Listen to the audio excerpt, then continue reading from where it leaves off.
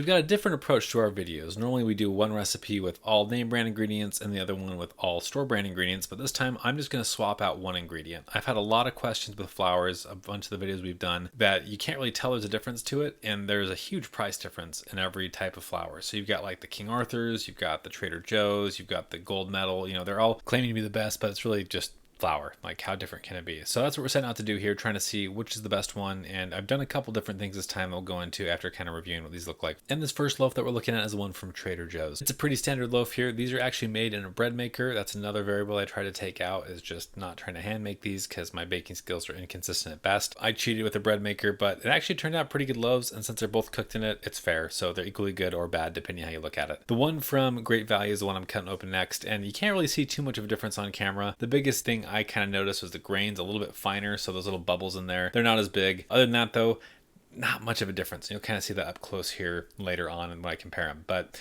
the bread maker I'm using is the Amazon Basics bread maker. It's got a weird loaf shape I'm not really in love with, and when you try to eat like just a piece of bread from this, it's ginormous. I chop these up into weird pieces just trying to eat them because I didn't really want to eat half a loaf with each slice because they're huge. The grading system that we're going to use is one I found from bakerpedia.com, and I'll have a description down below of what their internal ones are, plus a link to the website so you can go more in depth if you'd like to. But they look for 6 different things: grain, crumb color, flavor, aroma, tactile, crumb texture, and mouthfeel. I don't know how all these are really super relevant to this one because they are made specifically in a bread maker to kind of eliminate some of these, but we'll go through them one by one for each of them. So starting off with Trader Joe's, the grain on it, which they really want very thin cell walls and uniform size, which I think the Trader Joe's accomplished pretty well. There are some bigger pockets, so that probably gets about a 7 out of 10 on that. Compared to the Great Value, which is a little more consistent, I'd probably give it an 8 out of 10. So I think Great Value takes win for the first category. And then the next one is crumb color. It should be bright white or slightly creamy. Both of these look very similar. I think it's a tie, and give them probably both an 8 here. And for flavor, the website says it should be slightly sweet, yeasty, with an aromatic flavor of baker's yeast mixed with flour, water, and dough. So it should taste like bread.